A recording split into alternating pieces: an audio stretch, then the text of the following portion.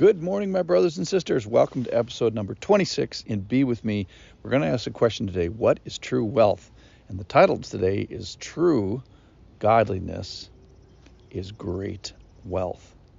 So this is a passage about money. It gets everybody's attention. We've already talked about in 1 Timothy chapter 6, verses 3 through 5, that the fall of many a pastor is actually profit.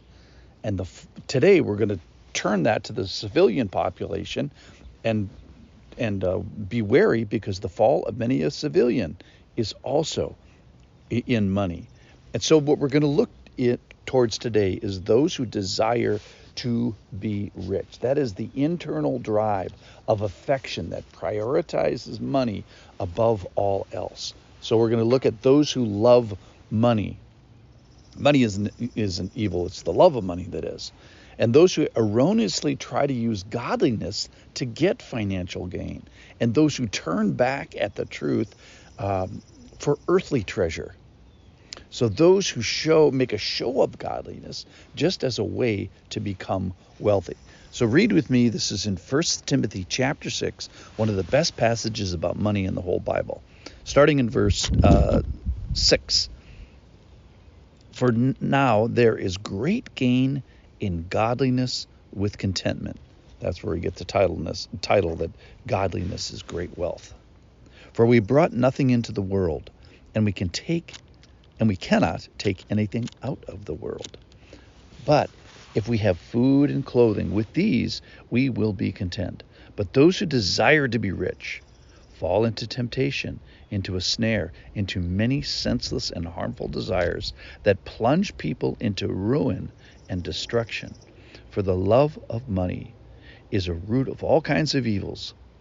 It is through this craving that some have wandered away from the faith and pierced themselves with many pangs. Wow. So true godliness is great wealth. And fake godliness imitates this, but we're not supposed to be using our supposed godliness to gain wealth. The real gain, the real treasure is the Lord. So not getting wealth is acting like a Christian. Real wealth is being a Christian. So you don't get treasure by making a show of it. So there's this insincerity here.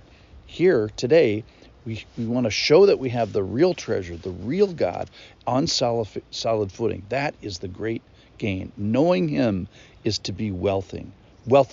Knowing God is to be wealthy, is to be known by Him, to be found by Him. So the most financially poor Christian is more wealthy in every important way than any Elon Musk or any Saudi sheik.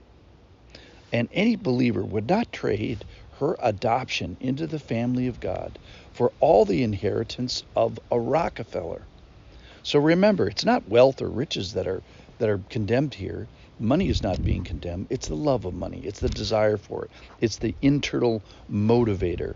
It's seeing money as the highest good and valuating it so high that it ends up being valued so high that we could call it worship.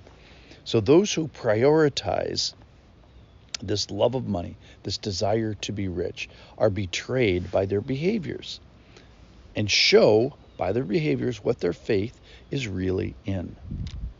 So some believers are blessed with riches, but they're also blessed with the burden of stewarding those riches well. So if you're the Lord, who would you rather entrust with the riches of this world rather than Christians that bow their knee to you? So sometimes that happens. It's not a guarantee. So true godliness with contentment itself is great wealth. So there's a curious verse in verse 7. For we brought nothing into the world, and we cannot take anything out of the world. So we're leaving with no money. Why is that? Because money, the currency, has no currency in the next world. And in the next world, capital has no capital. So we are leaving this world with something, but let it be the love of God, the relationship with God.